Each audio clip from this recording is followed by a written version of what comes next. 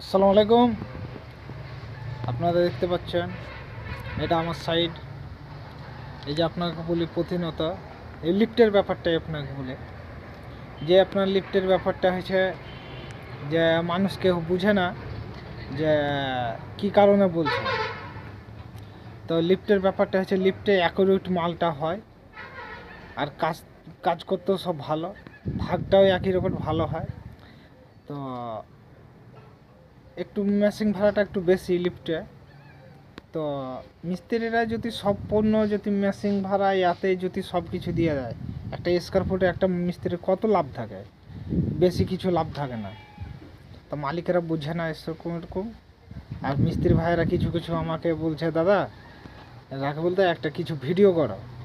তো আমাদেরও তো এরকম মালিকেরা বুঝছে না, করছে না। আমাদের প্রতিনিয়ত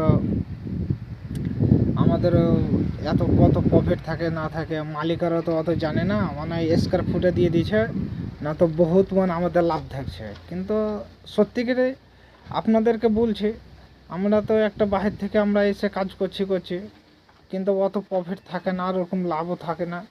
কারণ হচ্ছে যে নিজের যে পাটা বাঁশগালা যেগুলো অনেক টাকায় খরচা করে যেগুলো করেছে, সে ভাড়া গালায় ওইটা প্রতিনিয়ত আপনার ওইটা আসে। আর ওই ভাড়াটার জন্যই মিস্ত্রির দু পয়সাটা চোখে দেখতে পায়। কিন্তু অ্যাকচুয়ালি খেটে খুঁটে একটা বিল্ডিং করে যে ভাববেন আপনারা যে 1,60,70,000 টাকা বিল হয়েছে, যে মিস্ত্রির মানে 50,000 লাভ হয়ে গেছে, এটা ভুল ধারণার কথা।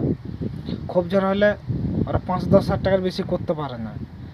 এমনই একটা পরিস্থিতি দাঁড়িয়ে যায়, বিল্ডিংটা দেখা গেলো এমনই একটা রেটে কাজ করা আছে, সে মালিকটা কী করলো, সেই সময়খানে কাজ করতে পারলো না। তার মানে 6 মাস পর, 3 মাস পর, হ্যাঁ 8 মাস পর, 10 মাস পর মানে কাজটা শুরু করছে। তখন দেখা যাচ্ছে লেবার মিস্ত্রি ছিল মানে মানে এক রেট, আর তখন দেখা যাচ্ছে আর এক রেট হয়েছে। তো কোথায় থেকে প্রফিটটা করবে? এবার